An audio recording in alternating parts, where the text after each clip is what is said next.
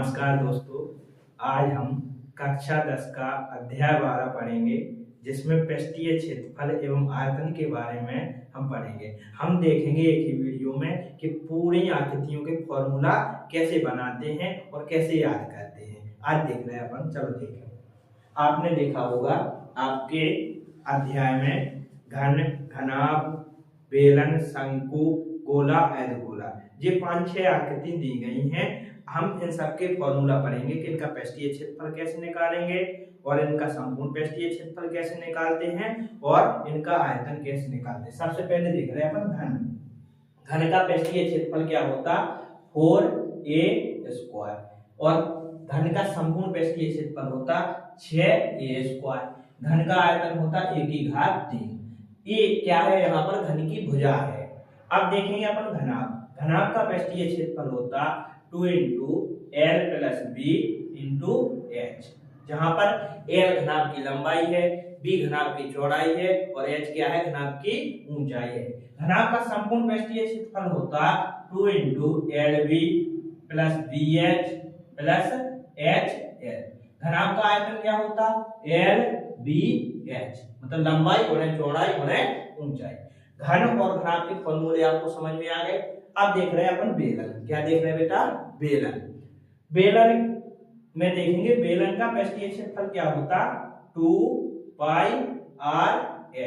आपको पता होना चाहिए कि पाई का मान क्या होता? 22/7, ठीक है ना। अब बेलन का संपूर्ण पृष्ठीय क्षेत्रफल क्या होता? 2πr + h। और बेलन का आयतन क्या होता? πr²h, ठीक है। ये बेलन के फॉर्मूले हो गए।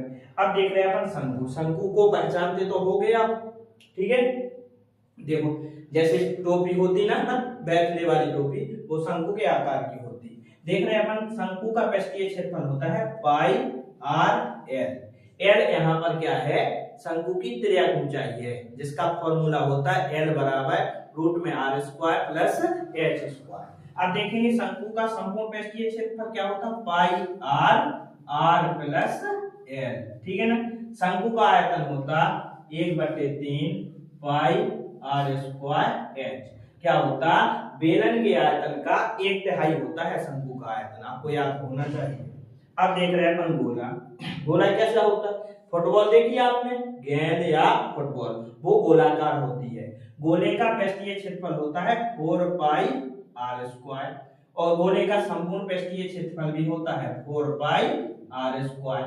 हम पूछे या कोई भी पूछे ऐसी कौन सी आकृति है जिसका पृष्ठीय क्षेत्रफल एवं संपूर्ण पृष्ठीय क्षेत्रफल समान होता है, तो ऐसा क्या है? गोला है।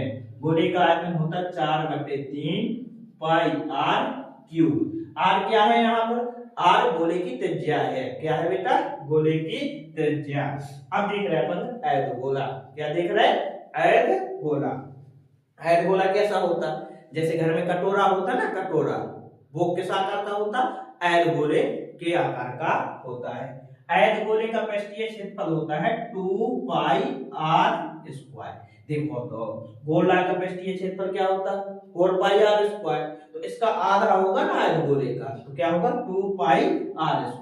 और गोले अर्धगोले का अब देखेंगे अपन क्या? संपूर्ण पृष्ठीय क्षेत्रफल क्या होता? 3πr²।